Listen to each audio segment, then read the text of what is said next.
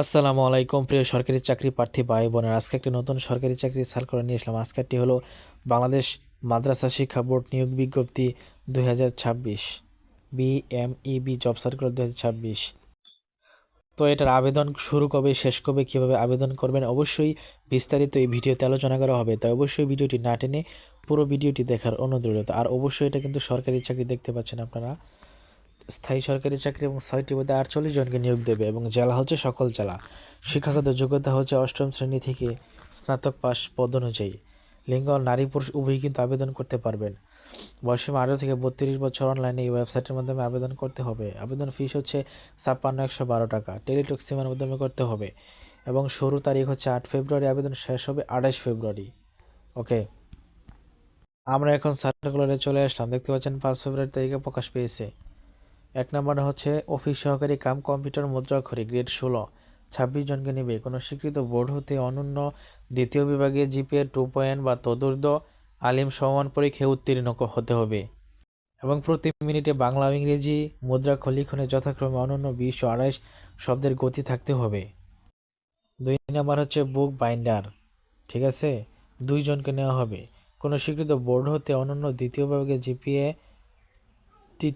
GPA 2 বা তদুর্ধ্ব দাখিল বা সমান পরীক্ষায় উত্তীর্ণ হতে হবে।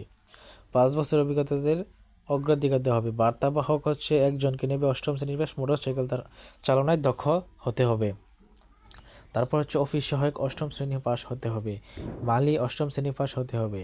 পরিচ্ছন্নতা কর্মী 1 জনকে নেওয়া হবে। 8ম শ্রেণী পাস হতে হবে। নিয়োগের কিছু শর্তাবলী এখানে কিন্তু দেওয়া আছে।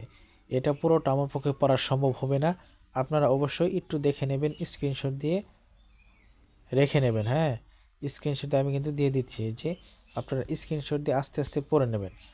তো মৌখিক পরীক্ষার সময় বা ভাইবার সময় কি কি নিতে হবে, একটি করে সত্যায়িত ফটোকপি আপনাদেরকে নিতে হবে এবং মূল সার্টিফিকেট কিন্তু তাদেরকে আপনার দেখাতে হবে।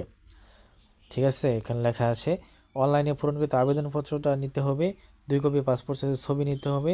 শিক্ষাগত যোগ্যতা সম্পর্কিত মূল সাময়িক সনদপত্রের কপি নিতে হবে। তারপরে জাতীয় পরিচয়পত্র বা জন্ম সনদের কপি নিতে হবে। অভিজ্ঞতা সনদের কপি, সংশ্লিষ্ট ইউনিয়ন পরিষদের চেয়ারম্যান কর্তৃক নাগরিকত্ব সনদপত্র, তারপর সরকারি আদেশ এসএসসি প্রত্যয়নপত্র, এটা কি বলছে, সরকারি আধা সরকারের সাথে সাথে আছে, এটা সমস্যা নাই। তারপরে কোটার ক্ষেত্রে সরকারের সর্বশেষ জারিকৃত পরিপত্র অনুযায়ী উপযুক্ত পক্ষ কর্তৃক প্রদত্ত সনদপত্র। ওকে, তো এভাবেই কিন্তু আপনাদের নিতে হবে। ঠিক আছে, আপনারা একটু পড়ে নেবেন বিস্তারিত। এটা